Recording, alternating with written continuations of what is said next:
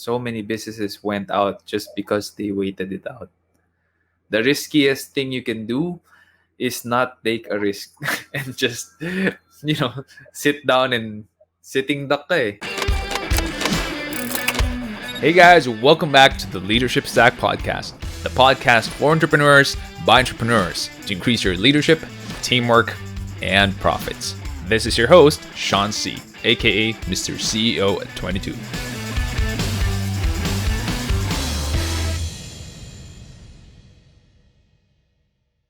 Before I move on, just want to invite everyone watching here. If you guys are on YouTube, you have a YouTube account, please follow us, hit the subscribe button on YouTube. That's the link right there, leadme.ph/YouTube. If you haven't followed yet, that would help us a ton. You can watch replays of previous recordings and exclusive recordings that we don't do on the live show. Those are usually guests from abroad, Singapore, US, New Zealand. We've had guests from all over the world. We have a question from Pam. How should employees maintain safe distance from one another during food production and processing? Medyo maganda nga naman malaman to kasi even in restaurants and cloud kitchens, we have no idea what's going on inside. So how do you guys do it? So first, the capacity of the number of employees here, na-lessen talaga. 50% capacity. And then, of course, they're shuttled directly door to door. When they come here, they change uniforms.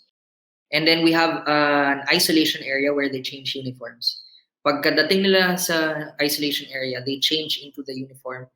Ni-UV sanitize pa before they wear it. Medyo mas matagal. They need to come in earlier. Pero it's for their safety. At first, they didn't like it. But of course, they adapted to it. And then when they get here, of course, they change their shoes before they enter the kitchen. And then they need to wear, of course, standard na, yung face mask, face shield, and then yung hairnet. Honestly, it's really about leadership, in my opinion.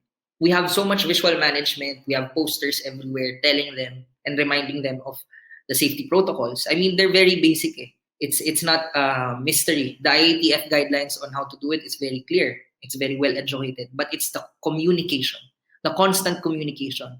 So we have toolbox meetings, and honestly, my dad and I, we go down, we do the toolbox meetings as well, kasi they need to feel na it's from top down. If the management believes in this thing, then the people will follow. And of course, kami din, and we need to self-police each other. Kasi just wearing the mask, if you have a mask and then the person who has COVID doesn't wear a mask, you get a 70% chance that you are safe. Pero if you are both wearing the mask, parang I think 90% chance na hindi kayo magkaka-COVID. So even if you do your part, lagi kong sinasabi ko sa tao ngayon, even if you do your part and you don't call out the team member mo na hindi nagmamask, may chance talaga magkaroon ka eh, di ba? Kasi it's really about parang accountability. It's about responsibility, and honestly, the reason why we're so scared, and we live in our commissary, so we're extra careful. And then when we get to the site, we've done so many different protocols.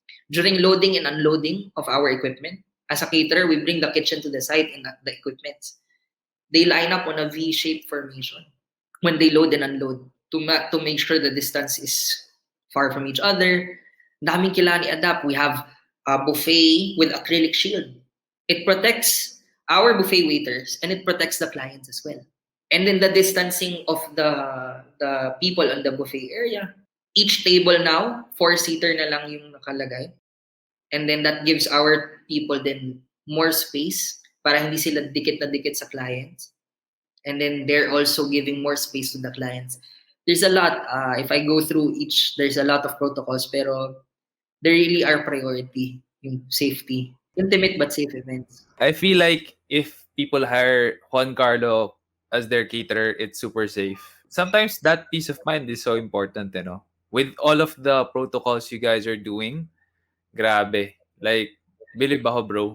Some companies then I know would rather not do any of that and just shut down, diba? And wait it out. So many businesses went out just because they waited it out. The riskiest thing you can do is not take a risk and just, sit down and sitting duck ka eh. So a lot of businesses closed down because they waited it out. And Really good on your part that you guys went ahead and did what you had to do, pivoted. Okay, so we discussed about how your people are maintaining safe distance. You mentioned some of those safety protocols. Now, follow-up question is from Pam, what are your strategies for adapting your business to the new normal? So you discussed already about the protocols. How about the pivoting? You mentioned the Juan Carlo to go. You mentioned the selling of the unused perishable goods kanina. What else did you do to pivot your business? We tried a lot of things. Some things failed, some things worked out. We looked at the strengths of the company. We looked at the things that we have. May linen department kami. Yung linen staff ko, sabi nila, sir, gagawa kami ng mga face mask, ganyan-ganyan. Tapos ito, sabi ng purchasing department ko, we have list of all the suppliers, supply chain management. We can get the best rates and we can sell and compete. It worked for a short time kasi SM was still closed. So kami, even in Batangas area, kami yung nagde-deliver ng groceries nung time na yun. Dito, yung face masks, nung wala pang magagandang mask, honestly, na cloth, kami yung nagpatahi agad, ganyan. Kahit simple lang. Para lang my people have work. It's not really for the business. It's not in line, honestly, with the branding of Juan Carlo. Pero we did it just to keep our people busy. Pero alam mong natutunan ko siya. It's really about sticking to your core. It's really about focusing and zoning in on what you do best. And that's how we were able to help our people and help our business grow and go back and even thrive during the pandemic. Kasi we realized that life is still worth celebrating. That's our campaign. That's our motto. That's what we were always thinking in our heads na we still want to have the intimate gatherings. Like your dream wedding shouldn't end. The dream wedding you've been planning for 2 years na does not have to be postponed or canceled. Even yung mga intimate occasions sa bahay with Juan Carlo to go. Pero ang mas na ko, madami pa rin clients, bro. As in, nagulat ako, like, the rates nila per plate, ang laki talaga.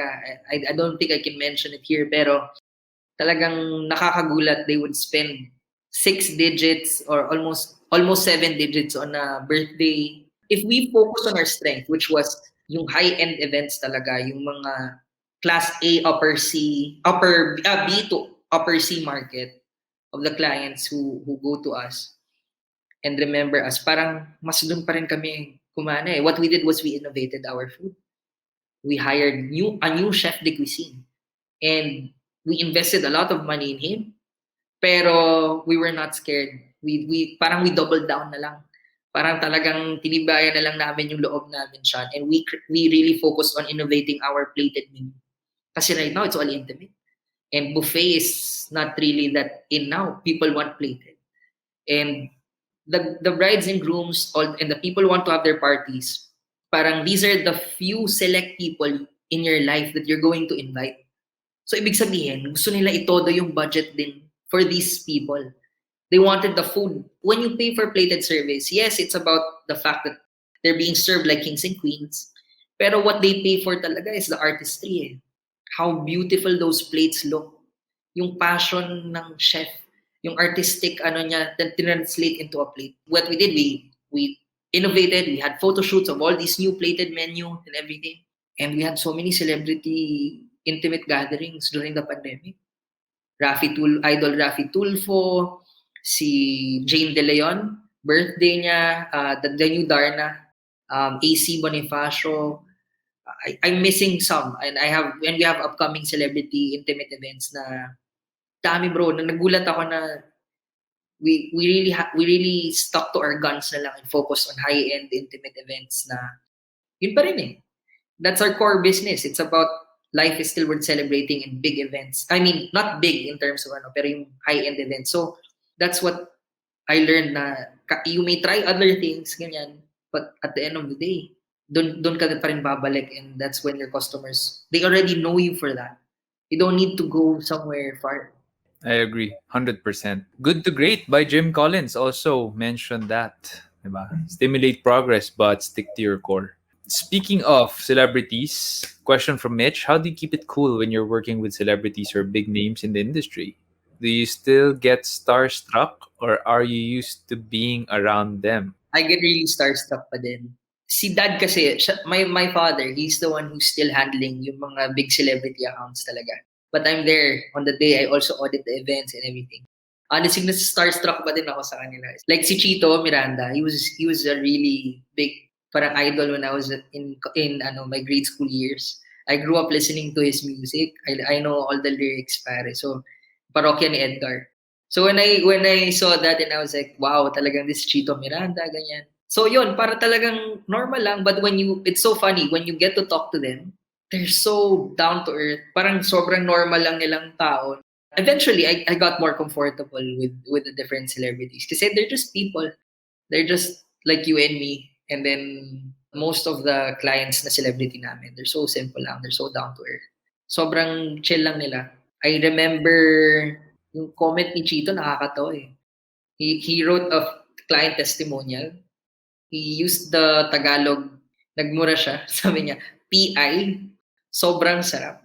Ganon yung, yung ano niya, yung testimony. Ganon siya ka down to earth. Like, hindi mo mafe-feel na celebrity sila. Si Neri, yung wife ni Chito, we would talk in the phone for hours. They become my friends. We talk about business and different business opportunities kasi entrepreneur din siya.